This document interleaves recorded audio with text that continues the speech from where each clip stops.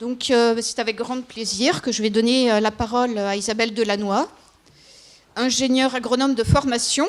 Elle a coécrit un film célèbre, Home, avec Yann Arthus Bertrand. Mais aujourd'hui, elle est là en tant que présidente et cofondatrice de l'entreprise Symbiotique, spécialisée en économie régénérative. Donc, je lui donne la parole.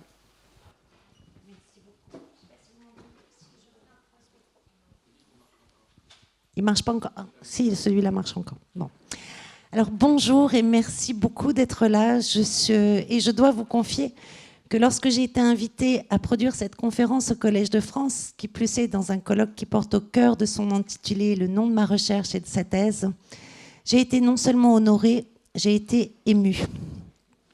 Je remercie profondément Claude Grison de l'avoir initiée. D'où venait cette émotion profonde ? Elle vient du fait que le Collège de France, ou du moins tel que je le perçois, est non seulement un lieu de recherche et de savoir, mais un lieu qui cherche le progrès de la société en cherchant à dépasser les limites de ce qui limite le savoir lui-même. C'est un lieu d'exploration de nouveaux horizons. L'horizon diffère de la limite dans le sens que la limite est fixe. Elle ne se dépasse pas ou à ses risques et périls. L'horizon est une ligne visible, mais qui, à mesure qu'on s'en approche, recule encore. Il est un déplacement.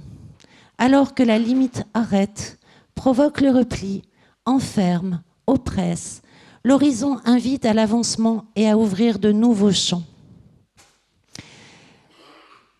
De nouveaux champs d'exploration.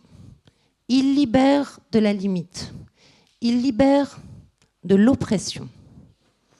Et c'est bien le sujet dont je souhaite parler aujourd'hui, l'oppression. Ce qui naît de la limite et qui provoque le repli et l'enfermement, qu'il soit physique, psychologique et social, et dont on ne peut s'affranchir que par l'ouverture d'un nouvel horizon. Visible par tous, qui rend de nouveau le mouvement possible vers l'avenir. Alors, lorsque j'ai écrit l'économie symbiotique il y a 10 ans, je me suis retirée dans une forme de monastère d'une communauté chrétienne qui s'appelait, le nom n'avait pas été choisi, mais qui s'appelait le Chemin Neuf. C'était un lieu de retraite et de réflexion pour de nombreux jeunes du monde entier que je rencontrais pendant les repas. Lorsqu'ils m'interrogeaient sur ce que je faisais là et donc sur l'écriture de mon livre, je leur répondais que j'écrivais sur l'économie et l'écologie. Pour nombre d'entre eux, la surprise était totale.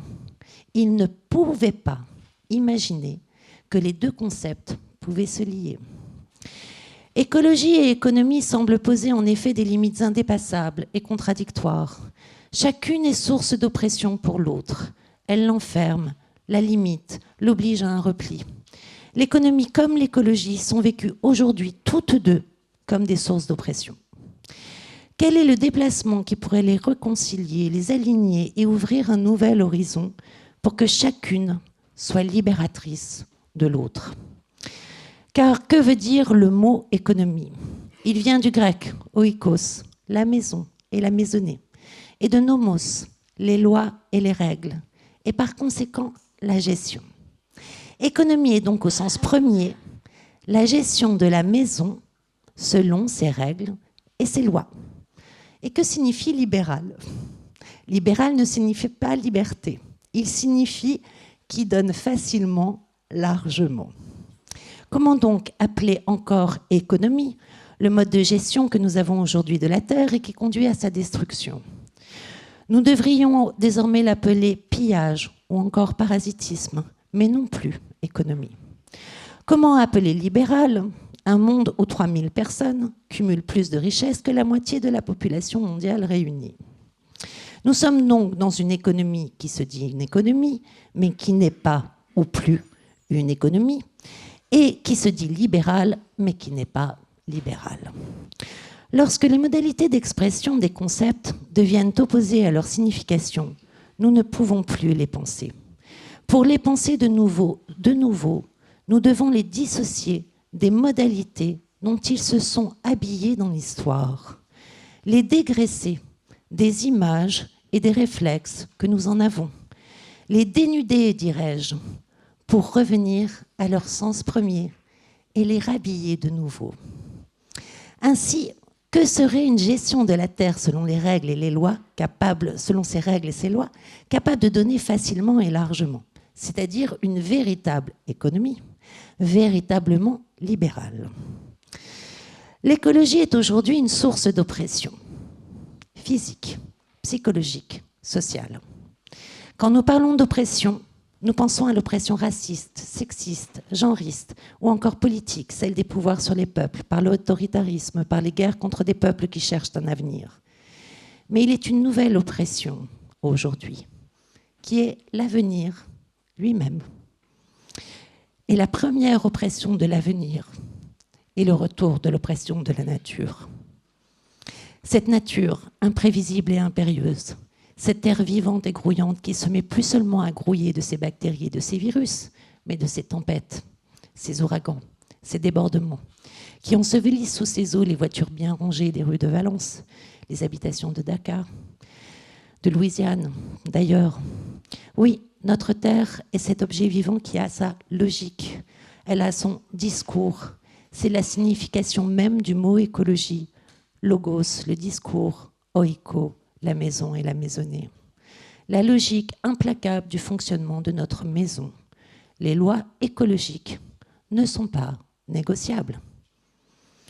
Une oppression physique, car la logique de la Terre et des êtres vivants déstabilisés menace nos vies, c'est-à-dire notre intégrité physique. Psychologique, car l'avenir n'est plus ressenti par la majorité des jeunes adultes. Excusez-moi, j'ai une émotion quand je parle de ça parce que j'ai des enfants qui sont des jeunes adultes. J'ai des neveux et nièces qui sont des jeunes adultes.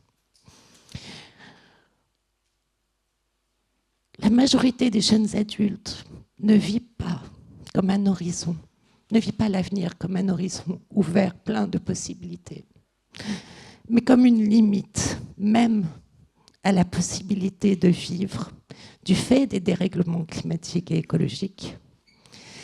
6 jeunes adultes dans le monde sur 10 vivent dans l'éco-anxiété.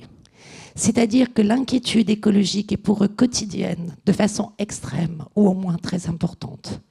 L'oppression de l'avenir est telle que nombre de ces jeunes adultes ne se projettent pas comme parents. Ainsi, l'oppression de la nature se retourne sur elle-même. Elle engendre un refus de continuer la vie. Elle opprime la continuation de la vie même. Enfin, l'écologie est aujourd'hui source d'oppression sociale. Qui d'entre nous sont les plus affectés par les dérèglements écologiques ? Ce sont les plus pauvres. Les pays les plus pauvres et les plus pauvres des pays les plus riches. Ils sont les premiers affectés par la dégradation de l'habitabilité de la Terre. Lorsque votre maison se consume dans un feu de forêt, lorsque tout ce qu'elle contient est emporté par les eaux, lorsque ses murs même s'effondrent sous un ouragan, il faut beaucoup de capital ou une bonne assurance pour recommencer à zéro. Corrigeons donc les désordres écologiques, me direz-vous. Cessons les activités industrielles, polluantes et extractrices de ressources. Taxons les sources d'énergie fossiles et maîtrises de carbone qui déstabilisent les régulations climatiques de la planète. Mais ce sont les plus pauvres qui dépendent des emplois industriels, déjà largement atteints par les politiques de désindustrialisation. Ce sont les plus pauvres pour qui les charges de carburant et de chauffage pèsent le plus dans le budget. Ainsi, l'écologie, dans ses effets comme dans ses causes, est aujourd'hui une source d'oppression sociale majeure. L'oppression de la nature n'est pas nouvelle, mais nous nous en étions affranchis par le progrès technique. Face aux fruits qui pourrissent, nous avons inventé le réfrigérateur et les conservateurs. Face aux rigueurs de l'hiver, nous avons inventé le chauffage. Face aux chaleurs de l'été, le climatiseur. Nous avons inventé le robinet et l'eau courante parce que nous devions boire, les antibiotiques et les vaccins face à la maladie, et même la chirurgie pour réparer nos corps. Nous avons inventé...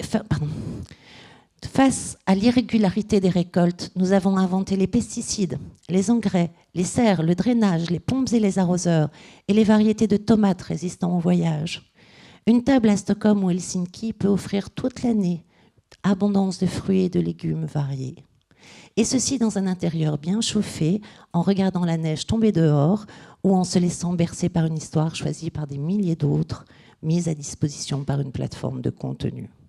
Le confort moderne apporte à n'importe quel membre des classes moyennes des pays industrialisés plus qu'aucun roi n'a jamais connu.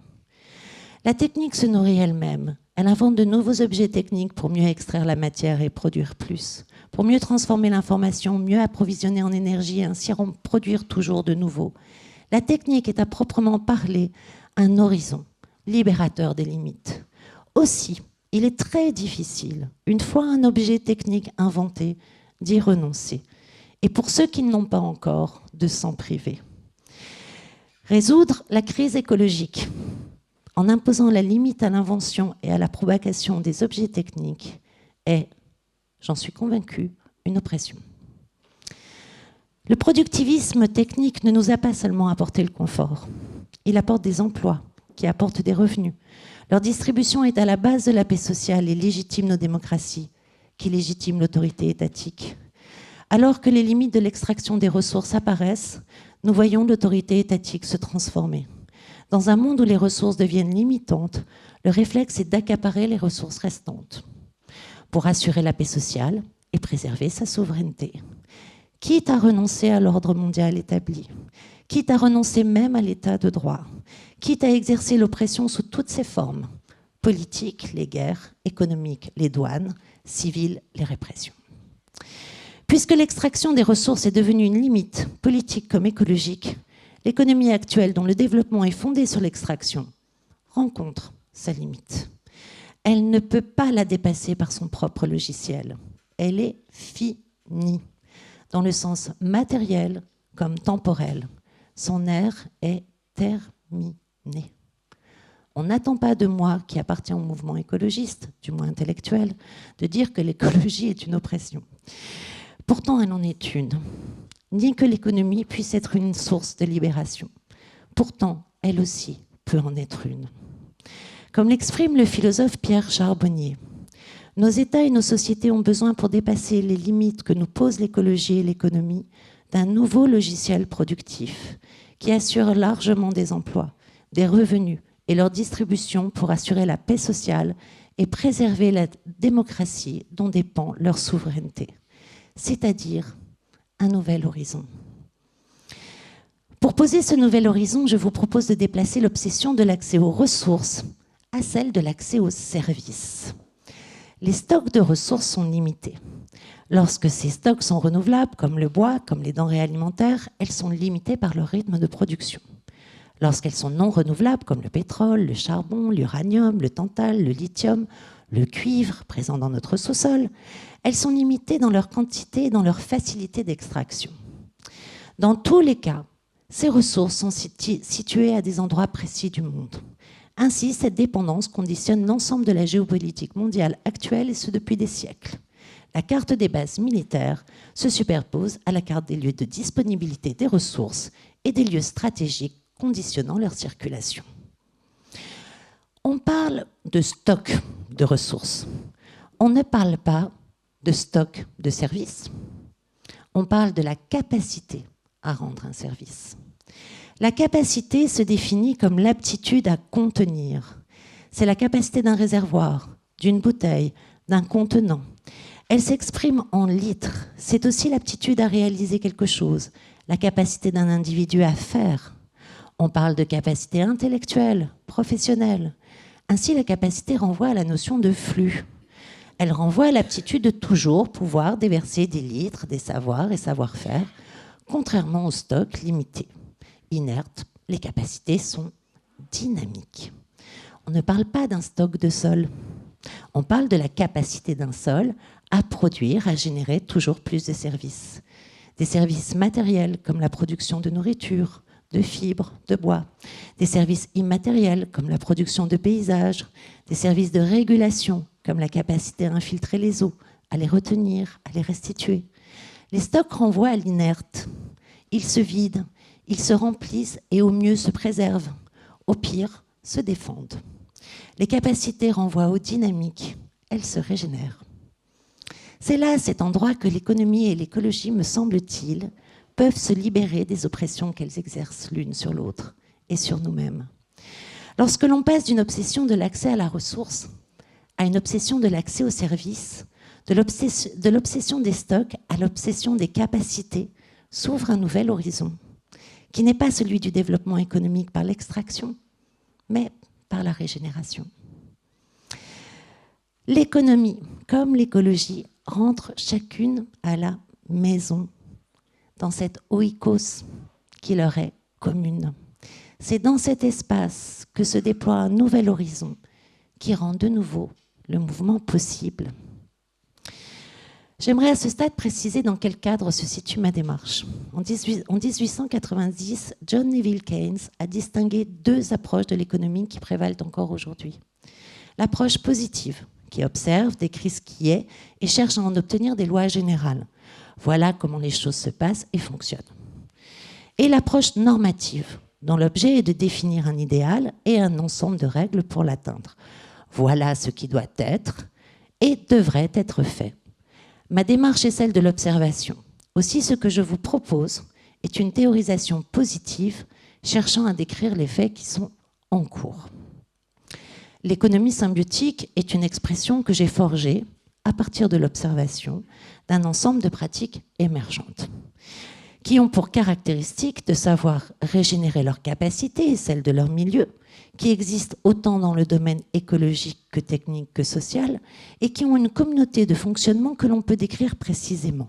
Elles laissent apparaître la possibilité d'une économie capable de dépenser peu d'énergie, peu de matière, peu de surface, pour obtenir le plus grand nombre de services possibles, couvrant toutes les activités nécessaires à une société avancée, telle que cet objectif soit atteignable dans le monde entier, tout en participant, comme toutes les autres espèces, à régénérer les conditions de la vie et de l'habitabilité de la Terre.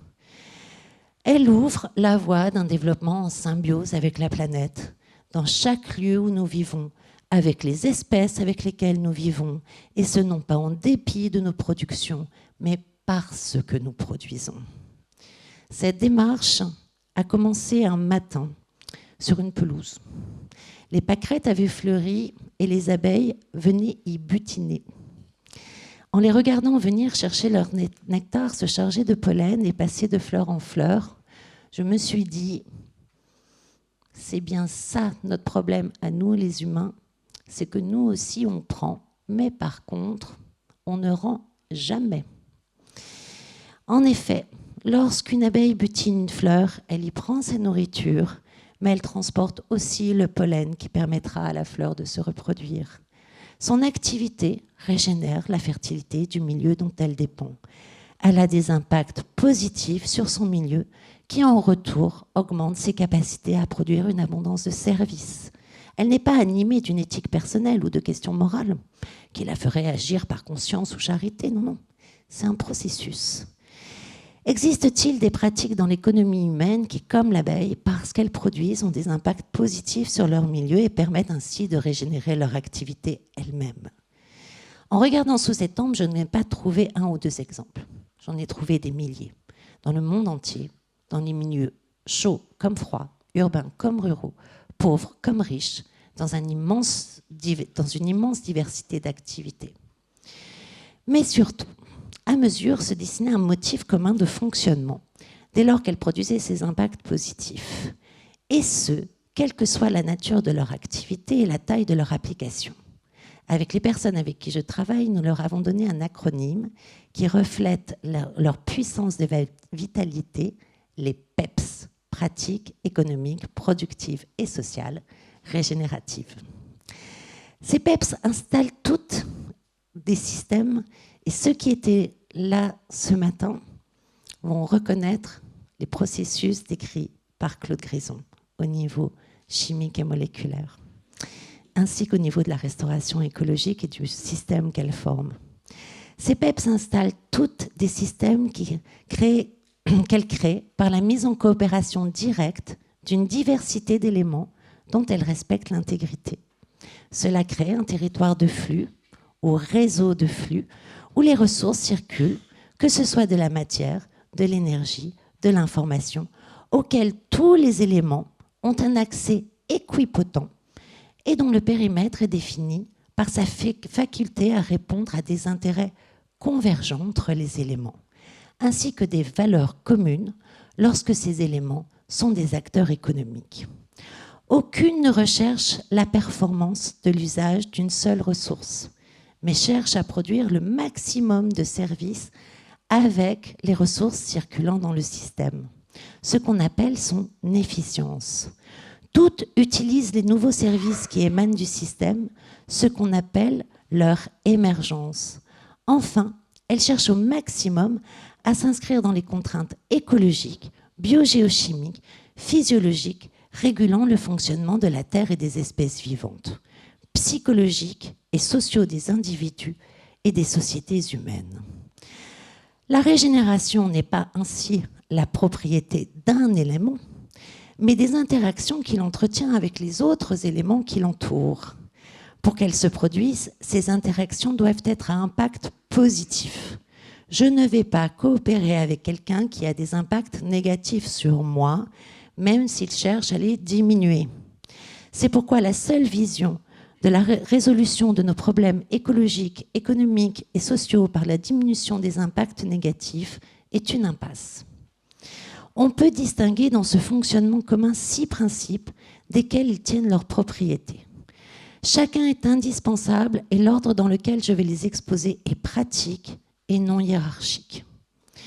Principe 1. Les systèmes régénératifs s'appuient sur une diversité d'éléments dont ils respectent leur intégrité. C'est le moteur de leur autonomie. C'est dans le respect de cette intégrité que repose l'expression de l'essence propre à chacun et donc de ses potentiels. Ce principe est fondateur de la régénération pour Ben Haggard, Pamela Monk, Bill Reed et Carol Sanford qui font partie des pionniers. Il n'y a pas de régénération possible sans l'amour de l'essence propre de chaque chose. C'est ce respect profond qui permet de placer chaque chose, chaque individu, chaque lieu, chaque organisation dans son plein potentiel et de lui faire exprimer ses capacités. Comme le souligne Patrick Samama, on quitte la culture de masse, la production de masse, la consommation de masse pour une culture du nombre. Principe 2, les services régénératifs fonctionnent en coopération directe ou avec au maximum un intermédiaire. C'est le moteur de leur efficience. Principe 3, les systèmes régénératifs organisent des territoires communs de flux, matériels, ressources et immatériels, intérêts, valeurs, équipotents d'accès. C'est le moteur de leur puissance. Cela construit, comme le définit Brian Fath, un réseau de flux qui est tout système dont l'existence découle et dépend de la circulation d'énergie, de ressources ou d'informations à travers l'ensemble de son être. Ces 3 principes créent un fonctionnement caractéristique de ce que les sciences écologiques appellent les écosystèmes, des réseaux de relations entre une diversité d'espèces en interaction avec leur milieu, qui maintiennent par leur fonctionnement les conditions de leur fonctionnement et coévoluent avec leur milieu. Aussi, je vais étendre le concept en parlant également d'écosystèmes techniques, dont les éléments sont des objets, et d'écosystèmes sociaux, dont les éléments sont des acteurs économiques. Pour maintenir ces écosystèmes, on observe que les pratiques régénératives observent 3 autres principes. Principe 4, les systèmes régénératifs utilisent en priorité les services rendus par les écosystèmes présents ou créés par le système mis en place. C'est le moteur du renouvellement de leurs ressources et de la production de nouvelles par émergence. Principe 5, les systèmes régénératifs recherchent l'efficience maximale de leur utilisation d'énergie de matière et leur production d'informations, c'est-à-dire le maximum de services rendus par unité de ressources. C'est le moteur de leur rentabilité. Principe 6, les systèmes régénératifs s'inscrivent au maximum dans le respect des équilibres biogéochimiques, écologiques, physiologiques, psychologiques et sociaux de la planète. C'est le moteur de leur durabilité. Je précise que parler d'équilibre n'a pas de sens en thermodynamique, car les systèmes à l'équilibre sont des systèmes morts. Et comme l'a montré Prigogine, ce sont les systèmes loin de l'équilibre qui forment des phénomènes ordonnés. Je garderai néanmoins ce terme pour rester simple. Ce principe rejoint l'espace juste et sûr, symbolisé par un donut conceptualisé par Kate Raworth. Remarquez combien ces principes s'opposent exactement aux principes de l'économie actuelle. diversité versus standardisation, coopération versus concurrence, création d'écosystèmes versus destruction, etc., etc. Ces principes décrivent des systèmes évolutifs. Les nouvelles capacités qu'ils créent pour leur milieu et pour eux-mêmes peuvent être réintégrées dans le système et être développées si elles répondent à des intérêts des acteurs. Le système s'enrichit et crée des capacités nouvelles.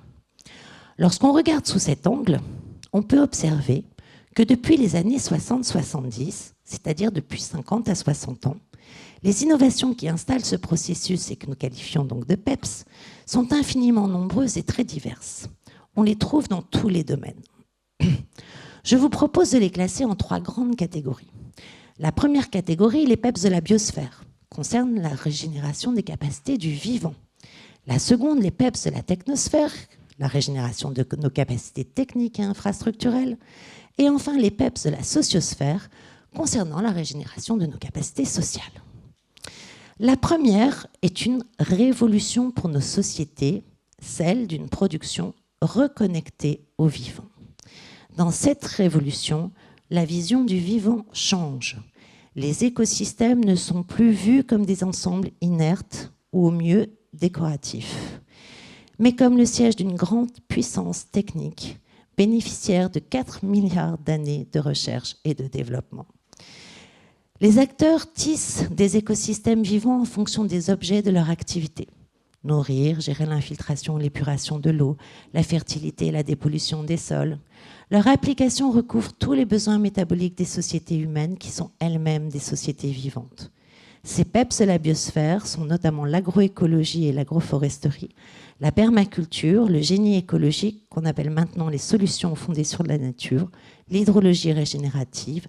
Elles sont, comme le pose Howard Thomas Odum dès 1962, ces cas où l'énergie fournie par l'homme est petite par rapport aux sources naturelles, mais suffisante pour produire de grands effets dans les schémas et processus résultants. L'homme agit comme un catalyseur. Il va permettre d'amener l'organisation, le minimum d'énergie nécessaire pour accélérer les processus. La seconde concerne la régénération des capacités offertes par nos machines, biens d'équipement et infrastructures, mobilité, habitat, communication, lavage, approvisionnement énergétique. C'est l'économie circulaire et les réseaux d'énergie renouvelable. Ces PEPS de la technosphère tissent des réseaux entre industries, entre machines, entre composants de ces machines et entre les producteurs et les usagers pour organiser le renouvellement continu de ces ressources et en qualité et en quantité. Nous en devons la définition fondatrice à Walter Staël en 1976. Une économie de boucle favorisant la durée de vie des produits, leur réutilisation, leur réparation, leur reconditionnement et le recyclage des matériaux qui les composent. Elle intègre donc l'éco-conception, l'écologie industrielle, l'économie de l'occasion, l'économie de la fonctionnalité. Elle apporte une nouvelle vision de la gestion de la matière et de l'énergie, où les industries abandonnent le modèle linéaire classique, j'extrais, je transforme, je consomme, je jette et je dégrade à chaque étape. Au lieu de jeter, comme le disait Claude ce matin, au lieu de jeter la matière ou de laisser se dissiper l'énergie, les industries cherchent à les récupérer afin de leur faire produire de nouveaux services. Ce sont aussi les réseaux de données, les data, qui, mis en réseau, fournissent de nouvelles data. La troisième concerne la régénération de nos capacités sociales. Ces PEPS de la sociosphère tissent des réseaux de coopération et de partage de la ressource, où chacun est producteur et usager. Au cœur des organisations, elles permettent de partager la décision, de partager la valeur avec les principes de l'économie sociale et solidaire, par exemple. Elles favorisent l'émergence de l'intelligence collective, où l'expertise de chacun est mobilisée. Entre les organisations et les individus, elles favorisent la mutualisation, l'économie du libre, du partage et la création de communs. Elles existent jusqu'à l'échelle du territoire, où l'on voit apparaître des tiers-lieux, des monnaies complémentaires locales, favorisant la prospérité écologique, sociale et économique des territoires où ils se déploient. Les plus productives forment des réseaux d'économie du pair à pair. Dans Michel Bowens, a posé le concept au milieu des années 2000. Ensemble, elles couvrent tous les besoins d'une société avancée. Ces trois catégories sont complémentaires. Le vivant apporte sa puissance de régulation des équilibres écologiques à l'échelle de nos lieux de vie et de production, comme à celle de la planète. Il maintient la fertilité de nos milieux, il assemble la matière dispersée autour de lui pour synthétiser des matériaux, des molécules à haute valeur ajoutée et notre nourriture. La technique apporte la puissance de réalisation et l'humain, celle de la conception, de l'organisation et de la décision. Au service de quel projet décide-t-on de mettre l'ensemble de cette puissance? J'y reviendrai. Elles forment un système modulaire et fractal. Modulaire car on peut les assembler les unes avec les autres. Fractal car la même logique de fonctionnement se répète de l'échelle d'une parcelle à celle d'un territoire, de celle de l'objet à celle d'une industrie, de celle d'une organisation à celle d'un bassin de vie. Ainsi structurées, en principe distincts et en catégories distinctes, dont elles forment un système logique où l'on est assuré de ne jamais compter deux fois la même chose, ce qui, vous l'avouerez, est important, et qui permet de comprendre et de prévoir ce qu'il se produit quand on assemble ces PEPs. C'est en mettant en interaction ces PEPs et selon ces mêmes principes que les sauts de performance observés ou prévisibles apparaissent. Les services rendus par unité de matière et de surface se multiplient alors en nombre et en diversité. Il se forme une économie qui réconcilie et la performance et la robustesse pour les acteurs économiques et pour les pouvoirs politiques. Cette économie est de nature symbiotique entre les activités, c'est-à-dire que les activités déployées entrent en interaction et échangent des flux qui les nourrissent, les unes les autres, et favorisent leur développement. Je commencerai par l'industrie, et notamment l'industrie manufacturière. Si je le peux, je le ferai aussi l'industrie numérique, mais je pense que mon temps sera compté. Car c'est là que me semble se concentrer aujourd'hui l'oppression économique, sociale et écologique. Les modèles d'affaires de l'industrie manufacturière sont aujourd'hui basés sur la vente des objets qu'elle fabrique. Leur rentabilité demande de produire au plus bas prix possible, ce qui incite à produire dans les zones les plus pauvres de la planète et à les vendre le plus souvent possible, ce qui incite à les jeter le plus vite possible. Les PEPs de l'industrie manufacturière renversent cette logique. Les modèles d'affaires de l'économie de la fonctionnalité ne reposent plus sur la vente des objets, mais la vente de leur usage. L'intérêt des fabricants est donc qu'ils durent et soient robustes. Lorsque le bien arrive en fin d'usage, les fabricants en sont toujours propriétaires et les récupèrent.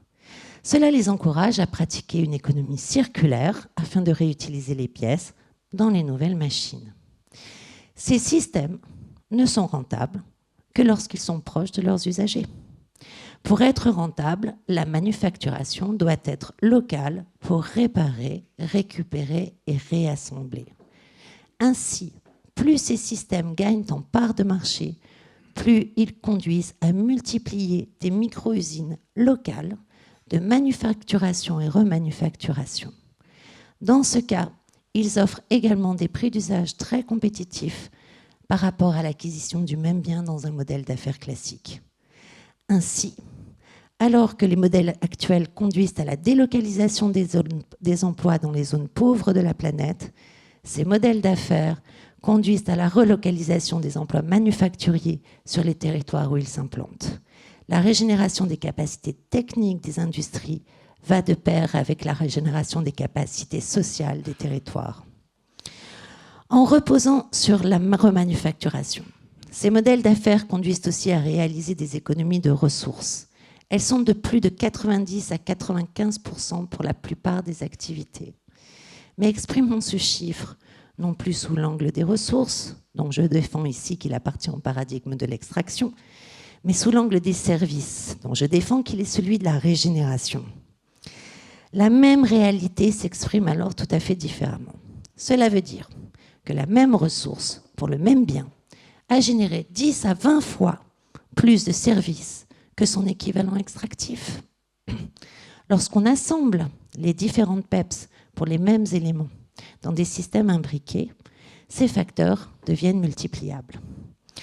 Ainsi, de la copropriété des objets sous des formes coopératives, par exemple. Les usagers sont copropriétaires des objets et les dégradations diminuent alors de 30%. C'est-à-dire ça a été observé sur l'autopartage. C'est-à-dire une augmentation de services de 1,4 fois. Ainsi également de la mutualisation. De nombreux objets sont mutualisables, car peu utilisés. Une voiture est par exemple indispensable à une grande part de la population, et pourtant elle reste immobile 97% de son temps de vie. Ainsi, l'autopartage permet une même mobilité avec 15 fois moins de voitures, selon plusieurs études. Calculons. 10 à 20 fois moins de composants par voiture grâce au modèle d'affaires de fonctionnalité, par 15 fois moins de voitures grâce à la mutualisation.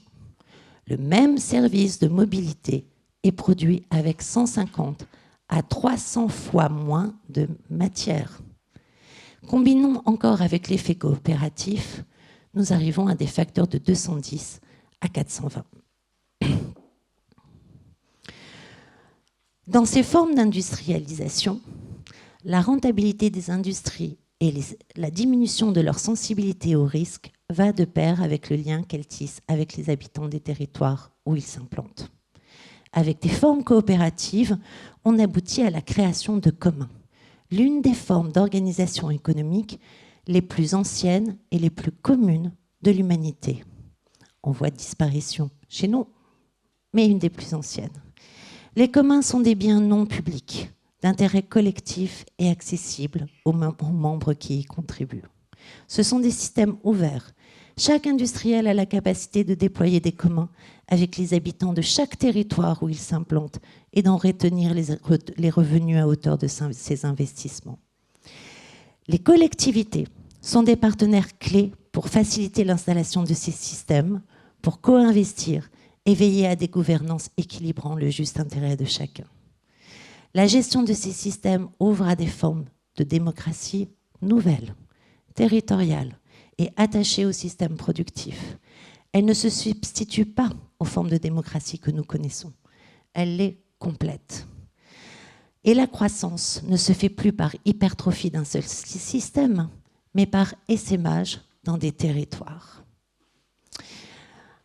Je pourrais vous faire la même démonstration pour les industries numériques, mais je ne vais pas avoir le temps.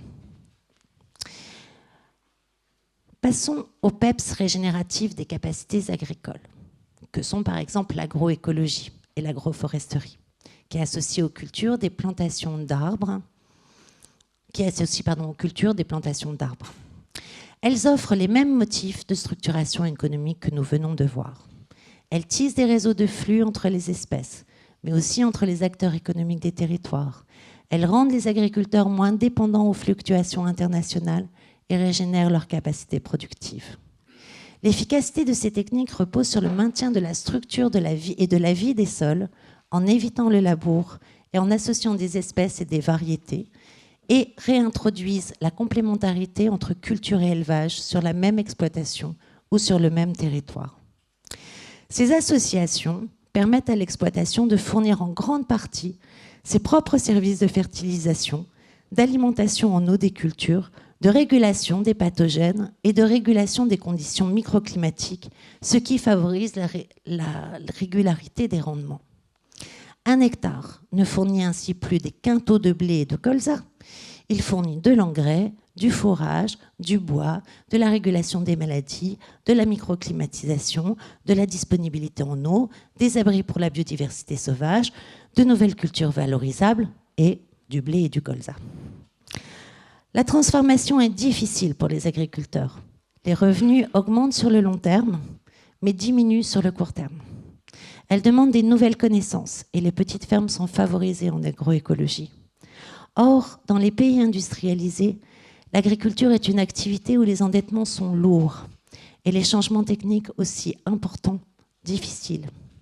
La logique de la compétitivité dans l'agriculture conventionnelle est en effet inverse à celle de l'agroécologie.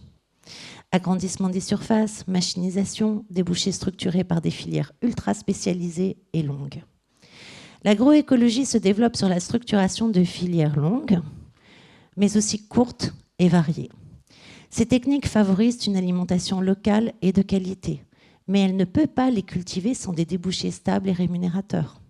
La commande des collectivités locales pour leurs cantines, des réseaux de restaurants et d'habitants et de marchés, ainsi que des débouchés vers des filières industrielles, de construction et de chimie. La complémentarité est riche, mais encore faut-il la structurer. Pourtant, cette mutation est indispensable pour le climat, car l'agriculture actuelle est responsable de plus de 20% des émissions de gaz à effet de serre mondiales. Pour l'agriculture elle-même, car d'une part, sa dépendance aux flux mondiaux la rend très sensible aux tensions géopolitiques et donne un pouvoir considérable à quelques nations qui en contrôlent l'accès et la circulation, comme nous le constatons aujourd'hui avec le blocage du détroit d'Ormuz. D'autre part, parce qu'elle détruit ses conditions mêmes de production. En Europe, l'érosion des sols affecte 12 millions d'hectares de terre, soit environ 7% de l'ensemble des terres agricoles, et coûte aux agriculteurs 1,25 milliard d'euros par an en perte de productivité. Sur le plan de la biodiversité, un tiers des cultures dépend de la pollinisation des insectes. Or, dans les seuls pays européens, les populations d'insectes ont diminué de 70 à 80% dans les territoires agricoles, et par conséquent, près de 60% de celles des oiseaux. La première cause est la modification des pratiques, pesticides, arrachement des haies et agrandissement des parcelles. Cette mutation est aussi absolument indispensable pour l'approvisionnement en eau de toute la population mondiale. Pourquoi ? Parce que l'agriculture progresse en dévégétalisant les terres. Elle prélève en outre 70% de l'eau mondiale. Or, les végétaux, 70% des prélèvements mondiaux de l'eau.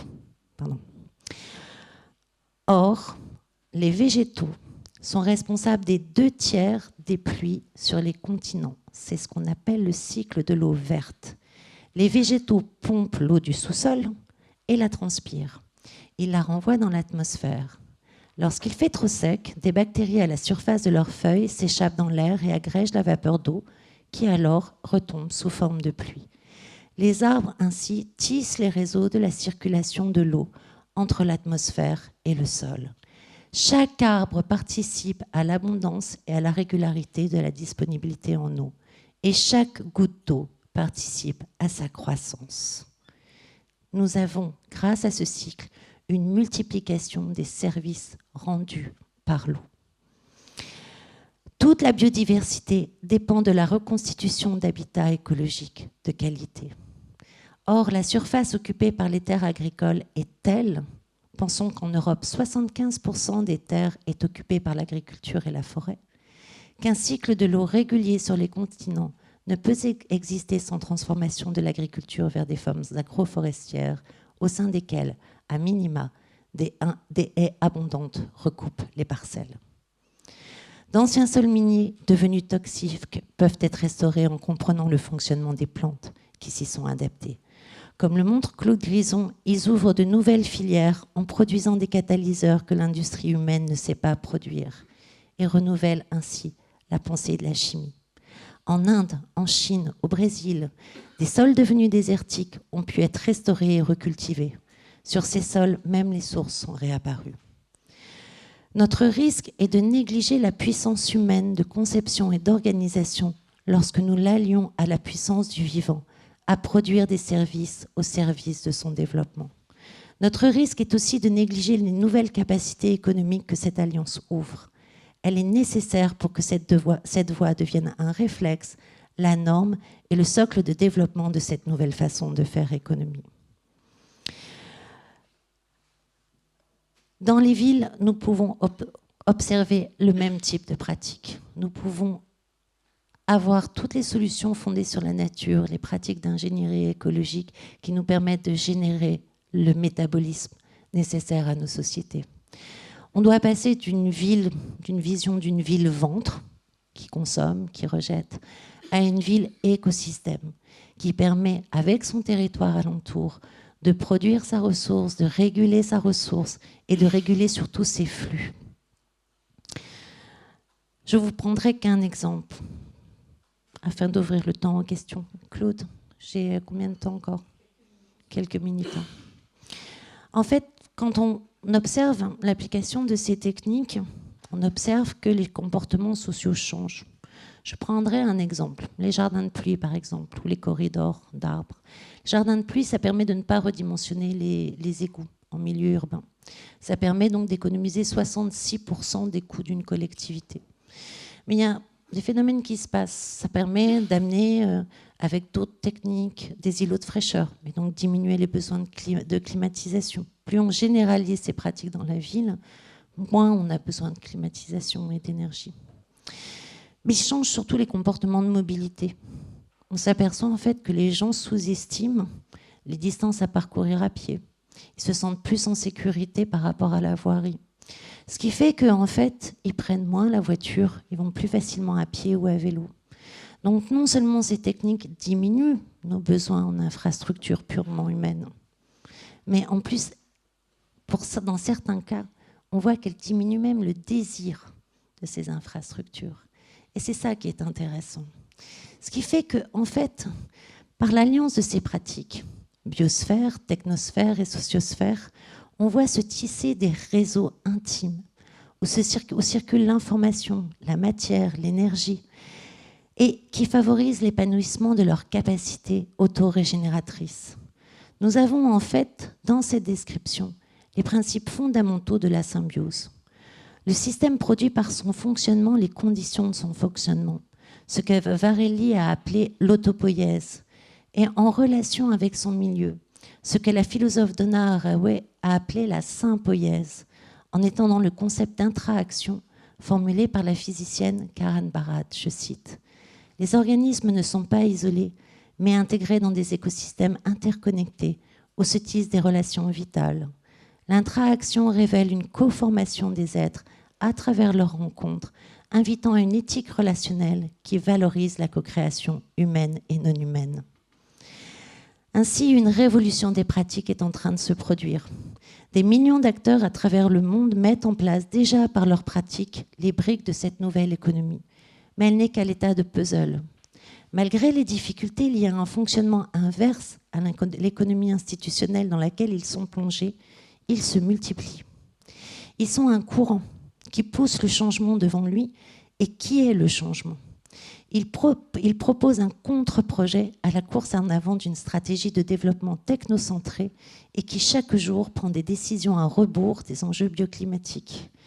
Au contraire, ces pionniers portent un autre projet économique et social, conduit par le prisme de la régénération et en réponse aux enjeux bioclimatiques.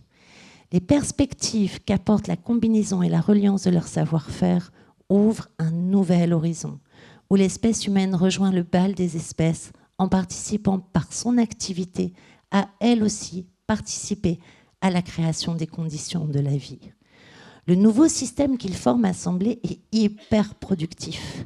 Il ne pense pas ressources, stock et extraction, mais services, capacités et régénération. Ils offrent la possibilité de redévelopper abondamment l'emploi, de générer des revenus et des services abondants et de les distribuer. Ils amènent des processus qui renouvellent notre façon de pratiquer la démocratie, centrée sur la production des capacités dans les spécificités écologiques, culturelles et sociales des lieux. Elles ne se substituent pas aux formes existantes, mais les complètent. Comment l'Europe pourra-t-elle développer une souveraineté puissante si elle s'aligne aux projets technosolutionnistes développés par les anciennes et nouvelles superpuissances, alors que ses ressources minières propres sont quasi inexistantes ? Comment pourra-t-elle conserver son identité humaniste, qui est le socle de nos démocraties ? Ma conviction profonde est que cette économie régénérative et symbiotique lui permet de porter le contre-projet qui répond à ses capacités et à son identité humaniste, parce qu'il ne repose pas sur l'extraction des ressources, mais le développement des capacités. C'est pour les mêmes raisons que ce projet permet de répondre aussi aux besoins des pays aux caractéristiques diamétralement opposées, ceux qui détiennent les gisements des minerais recherchés par toutes les grandes puissances. Le développement du paradigme de la régénération leur propose de les laisser sous terre et de partager les savoirs et savoir-faire du développement de cette économie qui, par son fonctionnement même, nécessite de développer non pas des relations de domination, mais de relations de coopération entre pairs. Nous avons perdu, par exemple, en Europe, le savoir-faire et la culture des communs, ainsi que les processus démocratiques de palabres sur lesquels ils reposent. Mais ils sont encore présents sur d'autres continents. Cette nouvelle voie économique nous permet de repenser un projet politique pour notre pays, mais aussi un projet diplomatique avec les autres pays des autres continents. Nous avons besoin de recherche, nous avons besoin de savoir comment financer ces modèles, nous avons besoin de préciser comment se gouvernent ces modèles, nous avons besoin de comprendre ce que veut dire une économie centrée sur la gestion des capacités et non pas la gestion des ressources. Je vous remercie.